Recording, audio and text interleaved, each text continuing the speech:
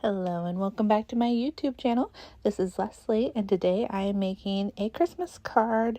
It is February and it is Christmas, so I'm going to be doing a Sheetloads of cards, the February 2025 sketch, and so I am following that. I am making it a little bit differently though. Crafty Owl came out with another video on how to turn these 6 cards into 8 cards, and she gave directions for that, and so I'm going to be making 8 cards with it. So these are the two 12 by 12 pattern paper that I'm using. This is just from a random Christmas set that I got from Hobby Lobby that was in my stash, and I want to use it up. So I cut up all the different pieces, and if you don't know what Sheetloads of cards, Crafty Owl does monthly card sketches where she takes so many different pieces of paper and turns them into so many cards, and they usually are all the same sketch. You just get multiple ones at the same time. So I'm using this stamp set from Simon Says Stamps. It's the Holiday Wishes. Joy to You and Yours is the name of the stamp set, and I'm going to be white embossing that on my red ovals. So the things that I did a little bit differently with this set is that I didn't have the right size oval, and my Cricut machine is buried underneath tax stuff right now, so I wasn't about to use my Cricut to try to cut out ovals, so I just used the dies that I had. Mine are a little bit bigger, so with my vellum I decided not to cut those edges. For my cards, I have 3 red bases. It doesn't call for more bases. You could just use your white card base, but since I had the leftover paper in the cardstock, I wanted to use it, but I can only get 3 out of it. So, so some of these will have red card bases. Some of them will just have the white cardstock. And so to begin this, I am going to stamp the Holiday Wishes with some Versamark ink. I started out by going ahead and putting anti-static powder on that red cardstock. I did put quite a bit. This cardstock does have a bit of a grain to it. It does have that texture, which I'm absolutely loving, but it does mean that I'm going to have to make sure I have plenty of sticky ink on it to make sure my embossing ink really sticks to it and stays on it and doesn't have a bunch of weird lines in it, which one of them I did mess up and have to kind of redo because of that, but most of them did come out correctly. So I just have a sticky mat from Waffle Flower in my stamping positioner.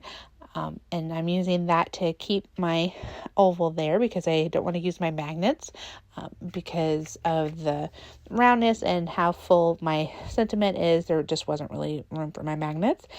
I did put some tape on the edges so that I know where my stamp is so that I can do multiple of these at the same time. I'm only going to show you my process for one of these cards, and then I will show you at the end all the cards together. But I did do each step after this, each step by itself. So I stamped all of the ovals one at a time, and then I moved on to adding the embossing powder and heating the embossing powder one at a time, and then I used some tape adhesive for each of my cardstock layers and pattern paper layers, all one at a time kind of thing, so that I made all these cards in each step, if that makes sense. If it doesn't, let me know in the comments. I'll try to explain better. But I am just using some white embossing powder from Ranger, and then I'm going to make sure that is well coated there. I'm just tapping it off, and then I do just use a piece of copy paper to catch everything. That's why there's so much randomness on that paper. Sometimes I randomly stamp on it if I want like a the second impression stamp, or to make sure my big stamp, as you can see, is going to work. And then I just funnel that back into the little tube. Sorry about the focus there. It was focusing on the paper, but I'm just going to clean that up.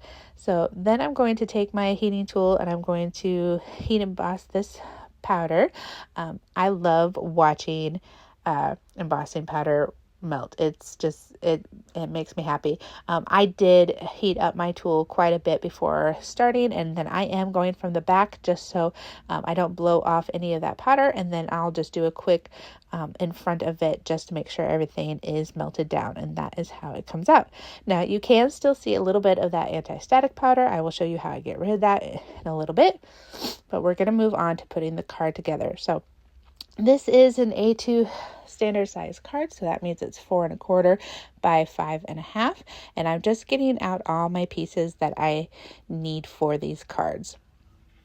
I am going to use the red base for this one, just because I wanted to get those done first. So I'm going to go ahead and take my tape adhesive here and get that down on all 4 of the edges. And then I tend to do a diagonal in the middle and then maybe a couple little marks in between, just to make sure that it does have good coverage. This is more of a removable, to a point, tape adhesive because it's the dot adhesive. It gives me the time where if I completely mess it up, I can pick it back up and it won't like totally kill it. But once it's on there and it's been on there for a while, it's stuck on there. So I did put a little bit of tape inside my card just so it stays closed. This just helps me line the remaining pieces and layers up. So I'm starting with that back layer. I love the look of these cards.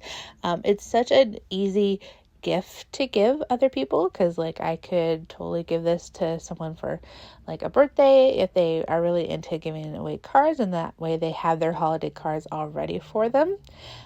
Or I can use them for my own holiday cards. And of course, the making of these Christmas cards in February, that's of course on my line of I want to do a Christmas card or set of cards in each month, just so by the time we actually get to November and we want to start sending out the Christmas cards, they're already done. I will start including these videos in a playlist down below. It might be up in that corner, though, depending on what I want to do, just so that if you want to see more of the holiday cards that I'm making, you can just watch that playlist. So I am putting that tape adhesive behind the vellum. I did put pretty long strip there, but you won't see it because of the oval that's going to go on top of it. And like I said, I did not cut the diagonal on the edges with a vellum just because my oval is a bit longer and I wanted to actually see the vellum behind it. So I am just taking a micro cloth and buffing off that the anti-static powder there. So that does a great job. And it's worked for me every time. So I'm just going to put a little bit more of that tape adhesive behind the oval. You could pop this up with some foam tape. I thought about doing that, but because I know specifically that I'm going to be mailing these, I decided to keep it pretty flat.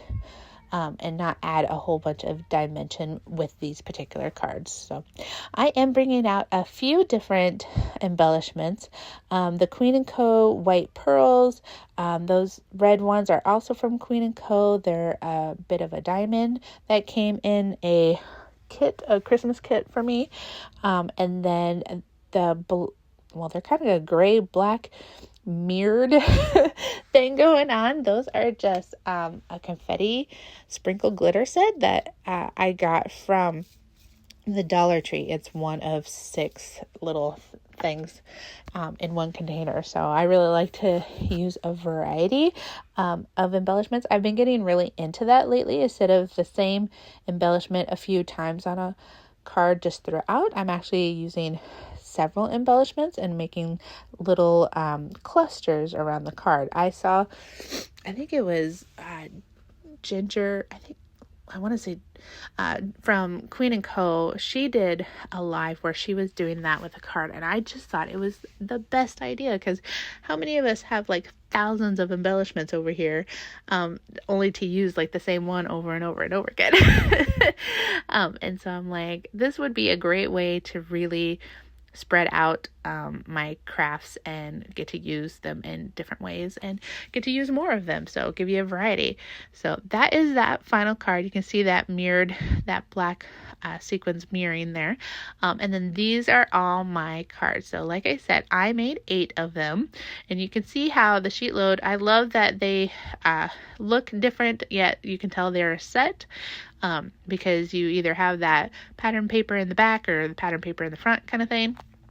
And I just so much enjoyed actually getting to participate and do a Sheetload of cards this month. So I will hope to do more in the later of this year, more months of it, but we'll just kind of see how the schedule goes.